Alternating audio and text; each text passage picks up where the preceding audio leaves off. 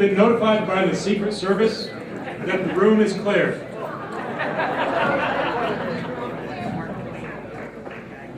It's really an honor to introduce our next speaker.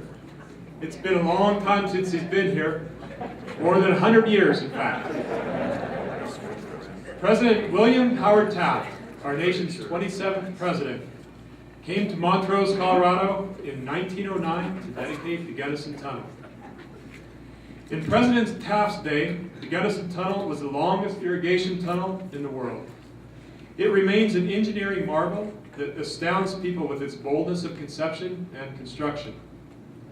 The 5.8-mile tunnel cuts right through the sheer cliffs of the famed Black Canyon, taking water from the Gunnison River and funneling it to our semi-arid Uncompahgre Valley. The Gunnison Tunnel was one of the first Bureau of Reclamation projects and demonstrated the federal government could help bring wealth and prosperity to rural Colorado. In the arid West, water is our lifeblood. The Gunnison Tunnel has had a dramatic impact on the Uncompahgre Valley, enabling agriculture in our communities to thrive. In 1909, the potential to generate electricity using the water coming through the South Canal was also identified. And recently, DMEA and our partners, the Uncompahgre Valley Water Users Association, broke ground on the South Canal Hydro project. So we thought it would be appropriate to bring President Taft back to this area so we could see how much progress we've made since his day, in part made possible by the fantastic project that his administration facilitated. Please join me in extending a warm welcome to President William Howard Taft.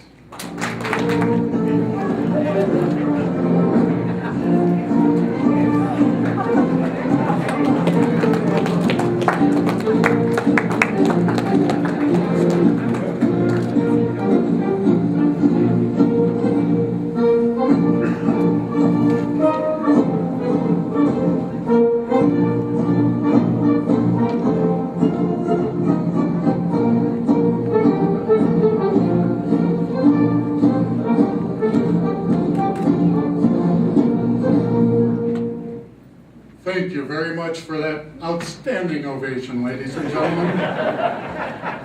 I've always been stirred by Hail to the Chief. However, when you weigh more than 300 pounds, I think it would probably be more appropriate that it would be Hail to the Chef. They told me that there is some electronic gadget that will, there we go. Well, it's so nice to be back in this valley with the unpronounceable name and the incomparable views. After all these years, and at this particular time in the history of your great community. During my last visit here in 1909, things got a little rambunctious, I understand, and the sheriff had to draw a pistol to calm things down. I hope my visit today will be somewhat calmer, but I know you have a fine sheriff at this time too, in Rick Dunlap. I understand that the Montrose County Sheriff's Office has been serving Montrose and the surrounding communities since 1876. What a great tradition you have here, and fine lawmen and women working in the police departments and the sheriff's offices in Montrose and Delta counties. I invite you to give them a round of applause.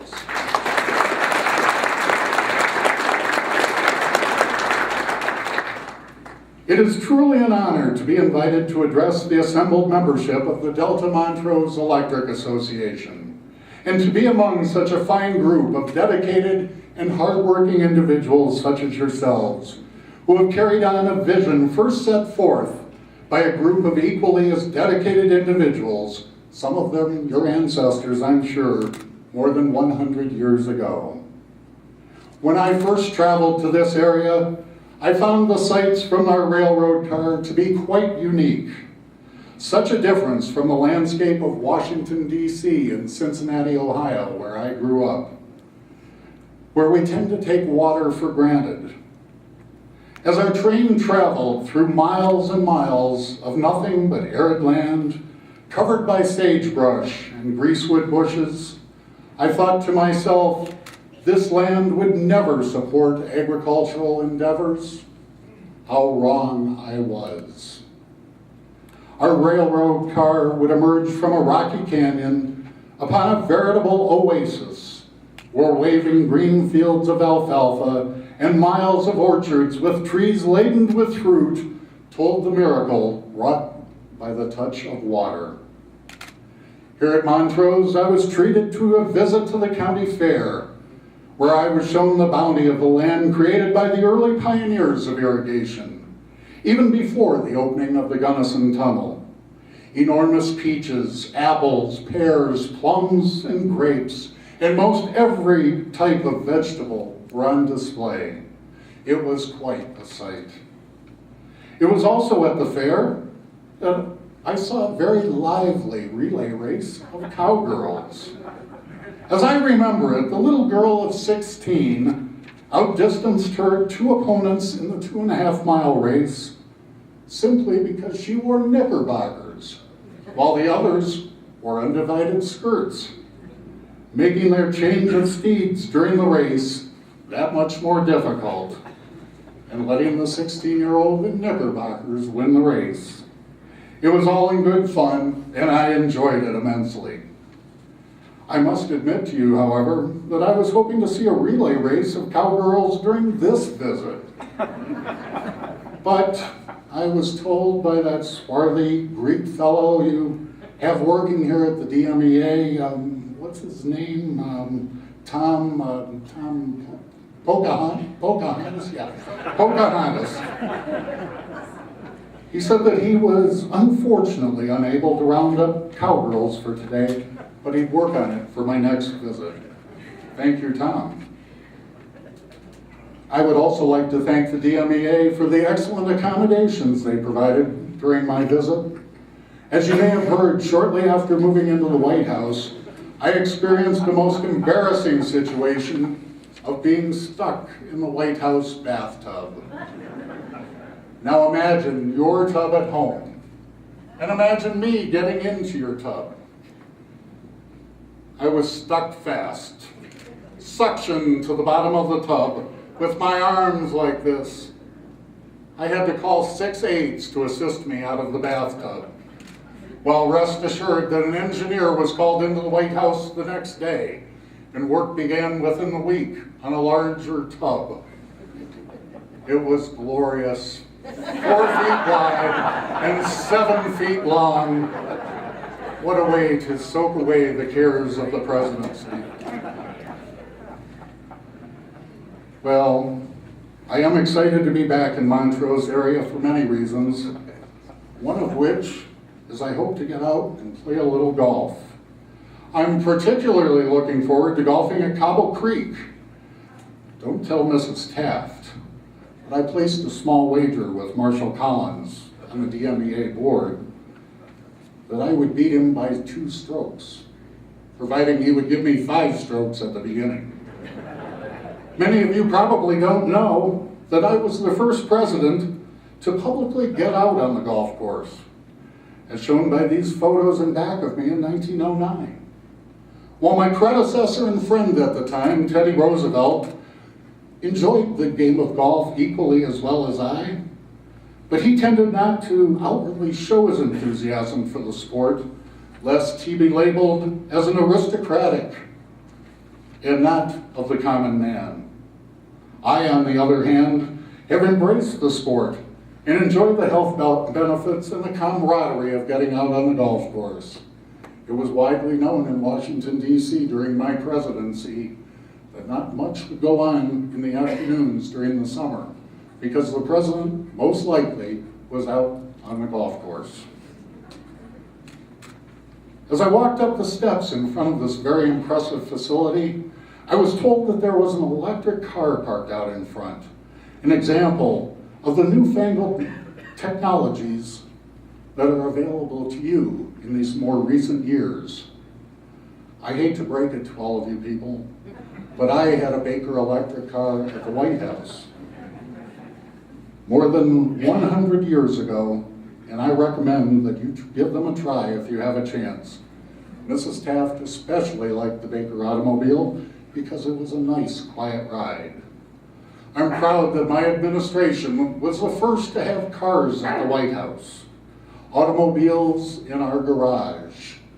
In fact, the Taft administration, converted the stables at the White House to garage for the automobiles. And Nellie and I so enjoyed touring around the hills surrounding Washington, D.C. We would go off either individually or together. And I'm afraid my Secret Service chaps were somewhat dismayed. You see, they said that Nellie and I both had heavy feet on the gas pedal. And the Secret Service agents were often left in the dust and had to catch up with us. Well, before I congratulate you on the recent groundbreaking at the South Canal Hydro Project, let me tell you a little bit more about myself. I was born in 1857 in Cincinnati, Ohio, and was in a family with 5 siblings. I graduated from Yale University, second in my class. I was also second in my class at high school. When I came home from graduation at Yale, Father asked me only one question: why weren't you first in your class? I'm sure he was proud, nonetheless. Public service has always been a large part of my life. After graduation, I worked in many positions, including the collector of the Internal Revenue in Cincinnati, Superior Court Judge, Solicitor General of the United States. But I always had aspirations to go to the Supreme Court. I had never thought of going to the White House. But after the Spanish-American War, when the United States took possession of the Philippines as a protectorate, I was sent to the Philippines and became the Governor General. Nellie, the children, and I, in 1900, boarded a ship and went to the Philippine Islands, a land that we knew very little about. But it was one with 7 different languages and more than 2,000 islands. But we had quite a time there.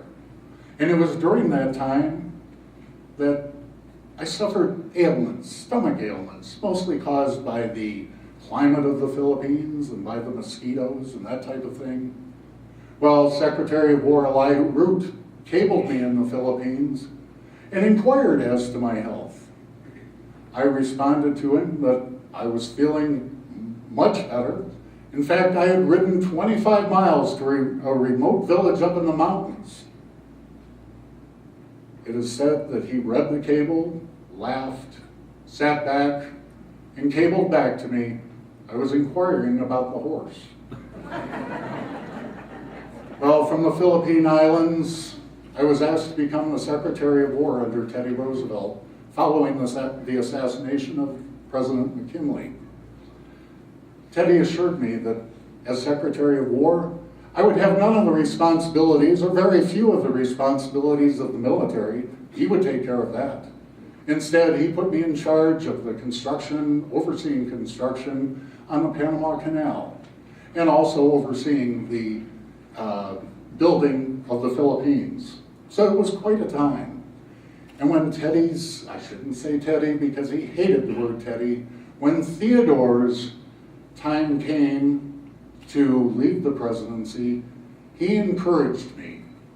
I would almost say he pushed me to run for the presidency. It's not something I enjoyed, but a campaign is a campaign, and with Teddy's help and with Nellie's pushing, I was able to attain the 27th presidency of the United States. That lasted for 4 years, mostly because there was strife in the Republican Party at that time. The progressives on one side and the conservatives on the other. And following a safari to Africa, Teddy came steaming back to America, I think both literally and figuratively. He took control of the Progressive Party. And in the election of 1912,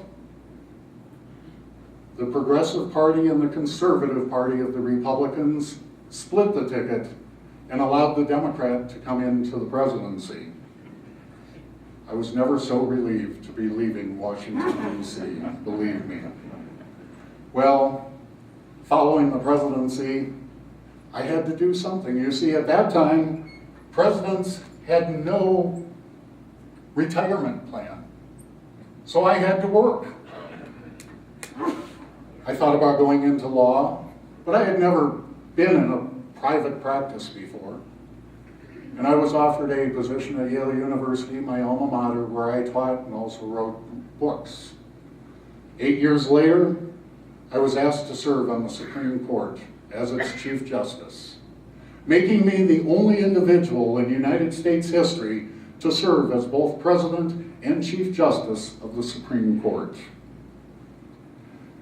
My wife, Nellie, was a great inspiration to me throughout my life. Nellie was always there. She was my comrade. And Nellie was also instrumental in bringing cherry trees to Washington, D.C. You see, when we had served in the Philippines and toured in the Orient, she had seen numerous parks that were set up for the community. And she felt that something in the Potomac Basin would also be appropriate. She persuaded the mayor of Tokyo to send 2,000 cherry trees, which he did. They were planted and found to be diseased. All of the trees had to be destroyed. Graciously, the mayor of Tokyo replaced those trees, and it gives me such pride through the spring to walk through those cherry blossoms and know that Nellie was so instrumental. I should also mention to you that during our 25th anniversary, celebrated at the White House, we had thousands of people in attendance. And it was also the first time that electric lights were used outside at the White House. We had thousands of lights strung in the trees, the bushes. It was a beautiful sight for everyone that night. Finally, I'm here to congratulate you on advancing the vision of hydroelectricity that we foresaw in 1909. I commend the Water Users Association and the board of the Delta Montrose Electric Association for coming together and making this project finally happen. You have a fabulous, proud history in this area. You are continuing to make history today in 2012. The South Canal Hydroelectric Project will benefit your people economically, and it will contribute to keeping your air clean. There's something in the air out here. I noticed it and noted it in my visit in 1909, and it still is here in this valley. I encourage DMEA to look for other bold projects. I encourage you fine Americans to look for solutions to challenging problems. Those who envisioned and dug the Gunnison Tunnel in my day endured hardships, just as many people are experiencing tough times right now. However, in both our respective times in history, Americans don't give up when faced by such challenges. I would like to close with the statement that I made to the assembled group in 1909, that I congratulate you on the prospect that lies before the people of this valley. There has been no exaggeration of the possibilities that are here. I like the prophecy of optimism. I am an optimist myself, and if you don't believe you are going to succeed, you never will. There is something in this air that makes you all optimistic. Optimism is a valuable energy resource. Continue to develop it and put it into use at DMEA. Do so, and you will continue to make history and brighten your future. Thank you for inviting me to return to Montrose and to this beautiful part of the country. Thank you.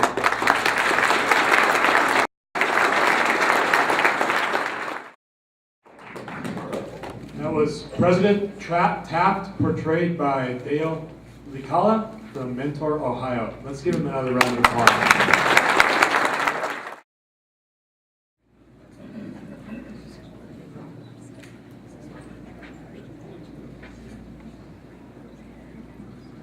Thank you. I'm Charles Huffman from Delta. And I just wondering why the DMEA doesn't offer rebates for air conditioners and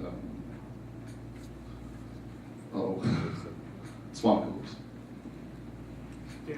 The question was why DME does not offer rebates for air conditioners or swamp coolers.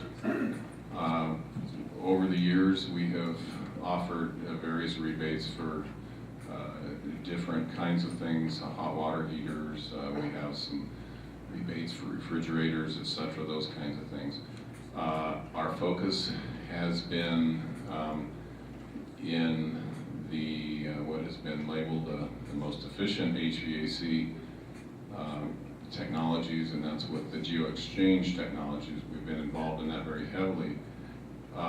Most recently, the pricing structure that we are or being presented from our wholesale supplier is changing, potentially changing, focusing and moving away from the standard demand measurement. And in that kind of a structure, it presents us decisions to be made in terms of what kinds of rebates we do make to reduce or potentially reduce the wholesale cost and provide members benefits.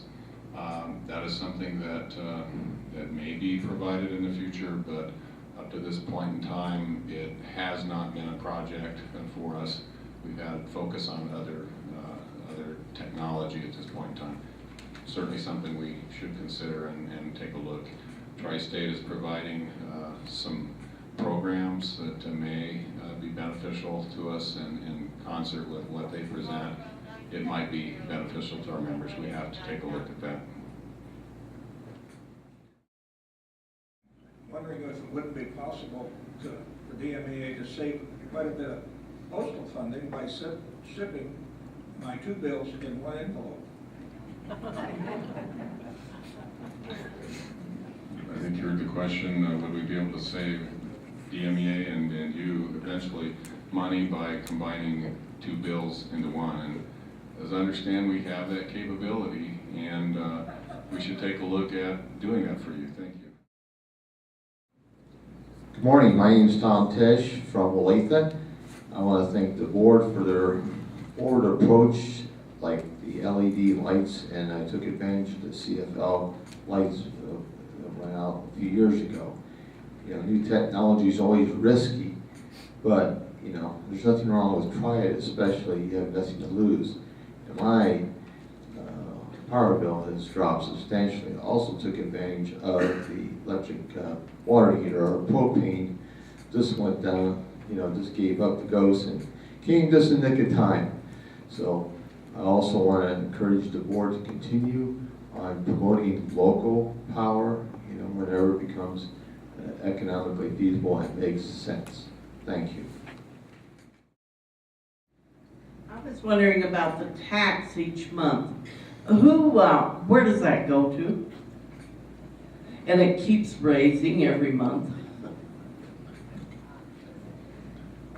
Depends on where you live. Taxes, if it is truly a tax, a part of your bill, the taxes are passed on. The association is required by whatever the taxing entity is to collect that from you if you are taxable through your bill. We pass that on to the entity that requires us to do that. The DMEA does not keep that. So if it's truly a tax, probably your issue would be with that entity that is requiring us to collect it. Power be interrupted from wildfires? The question was, because of the dry conditions, possibly because of wildfires, could our power be interrupted? Sure. I think on the macro sense, most of our wholesale power comes from a higher level of transmission, and those usually are not in a susceptible situation for wildfires to be affected. but from the transformation at the high voltage down to our distribution voltage, running through some of our rural areas. I know we had a fire up in the Cedar Ridge area here just last week that was very serious. So in spot areas, I think there is that potential in mass across all of our meters, and 30,000 more meters. The hope would be no, and I would say my answer probably would be, unless the whole world's burning, I would say no to that. Tri-State had hydroelectric sources for their energy previously that I witnessed here, and I would like to know what percentage they have now of hydroelectric sources. 12? Ken Reif says that the percentage, to answer the question was what percentage of Tri-State's generation is hydro generation, and the answer is about 12%. There were projects that they did own before kind of this push towards more hydro, and some of those were acquired through the Colorado Ute assets and those kinds of things, but the answer is about 12% right now. I'm Kathy Johnson from Montrose, and my question is, if DMEA is limited by Tri-State to generating 5% of its own energy, and DMEA is doing the solar and also the hydroelectric on the South Canal, is Tri-State willing to raise that percentage? I think you heard the question. The answer is was approached by Marshall. There, and currently as reported, there is a door that is open to look at their contract. And currently, the existing contract provides the 44 members to have up to 5% of their generation provided by an owned or controlled source by the cooperative. As mentioned by Tony, we're going to be bumping up against that. So to your question, we are attending all of the committee meetings. We're giving strong input and are pushing for an additional amount from 5 to, right now the number is talking in the 10% range, pooling, possibly giving us the ability to increase that. So we're working on that, and that's exactly what we're trying to do, to give that potential here to us. Ma'am, did you have a question? No, I just said the phone service was certainly interrupted in Cedar Ridge till the next day.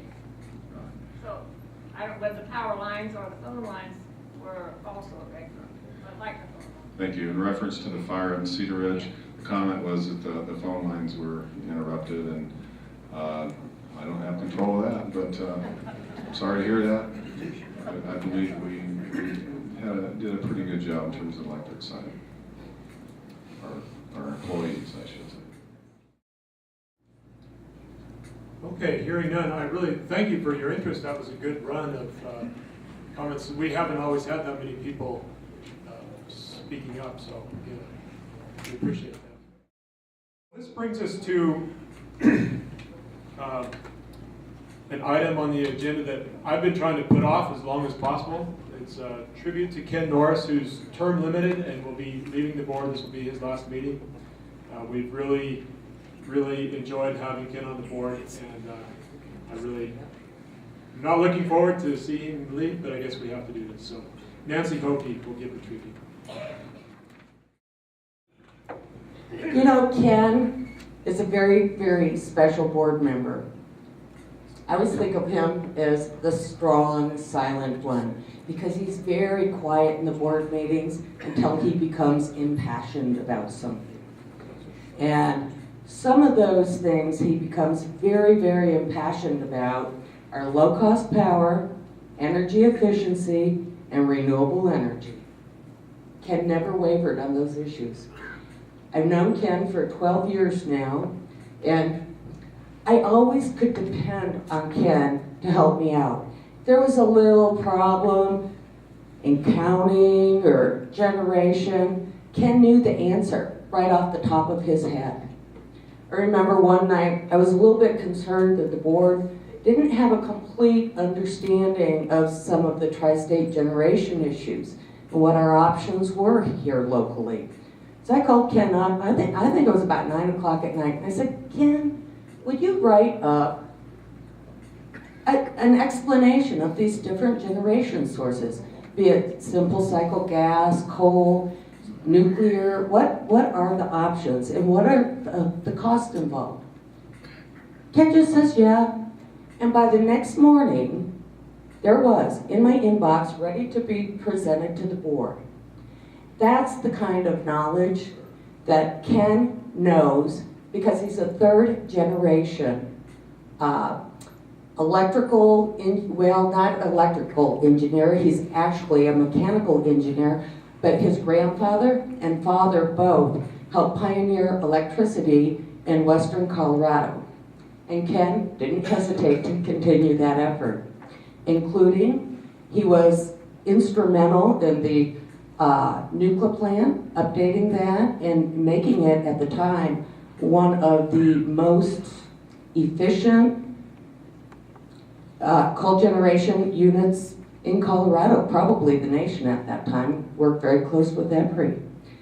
He has over 33 years of experience in the electrical industry, both with co-ops, investor-owned utilities, and independent power providers, which has made him a real bonus to DMEA.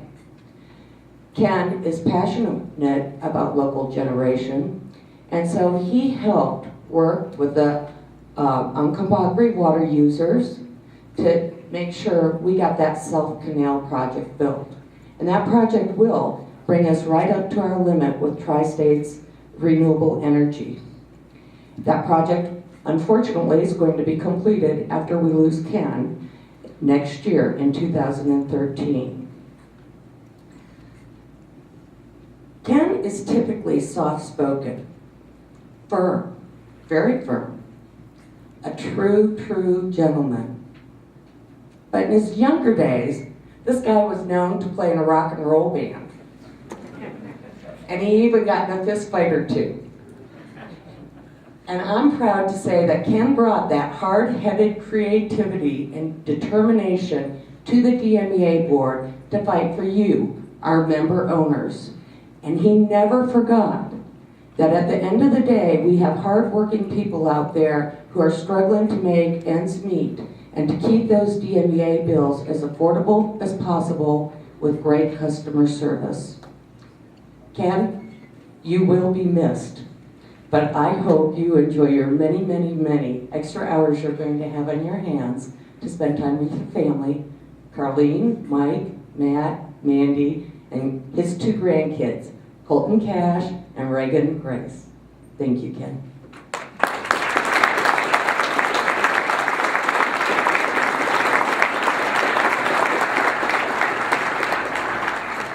Well, Nancy, thanks a lot for all the kind words. Of course, Nancy is one of my favorite board members. She's always been there. She provides a lot of leadership to the board. I would just like to say that this is an excellent board.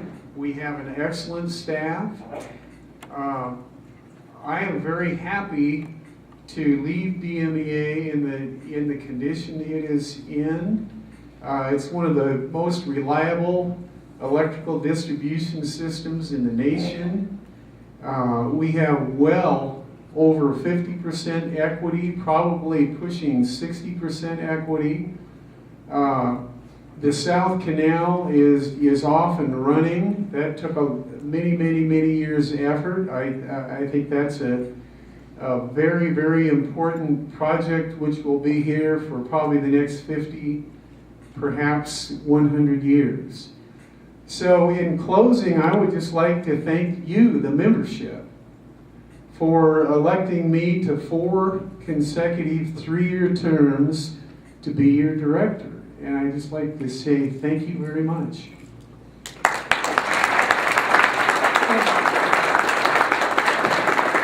Ken, you will be receiving that lovely photograph to hang on your walls. After 12 years of hard work and dedication, that's just a minor token. And you also have this collage, and I hope anyone who hasn't taken a look at this comes and sees all the years that Ken has been devoted here. Thank you, Ken.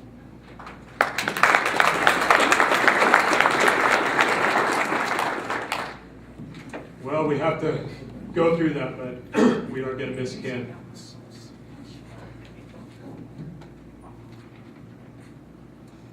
Okay, I guess our next item here is the election report vote count, if we have that yet. So I'll have Larry Beckner, our association attorney, speak to that. I have received the Election Credentials Committee report for this year's balloting. There are positions open in District 1, District 2, and District 5. I will announce the District 5 first because that was the hard-fought fight between Marshall Collins and no one else. So he received 4,311 votes. Welcome back to the board, Marshall.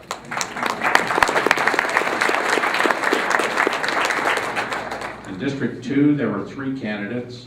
The winning candidate in District 2 is Brent Himes with 2,645 votes.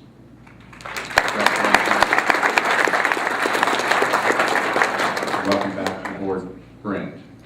In District 1, there were 2 candidates, Virgil Turner and William Patterson. The person with the highest votes was William Patterson with 2,710 votes. Mr. Patterson, welcome to the DMEA Board of Directors.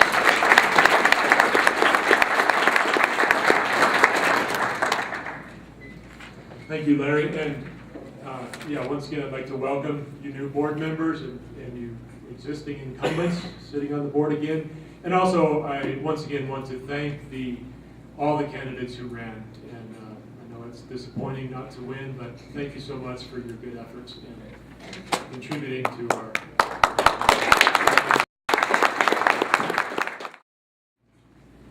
If you would all please stand, we will have the Boy Scout troop retrieve the colors. Color guard, attention. Color guard, forward march.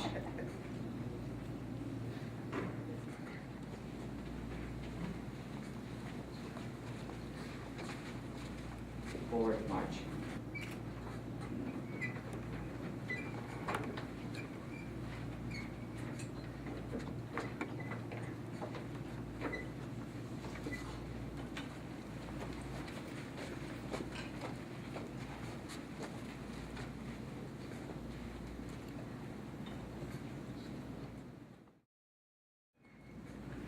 Thank you so much. Boy Scout Troop 497 from Cedar Ridge. Let's give them a hand.